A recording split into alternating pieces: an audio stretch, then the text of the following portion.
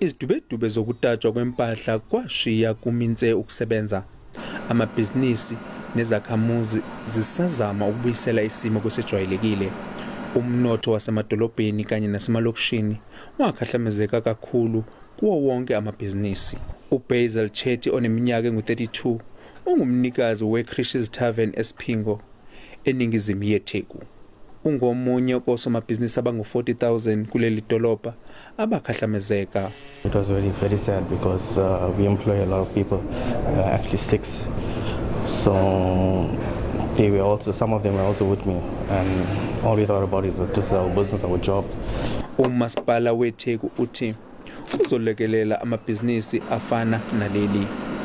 Amabhizinisi amaningi kuleli dolobha azithola ephazamisekile ngenxa yokudabahla.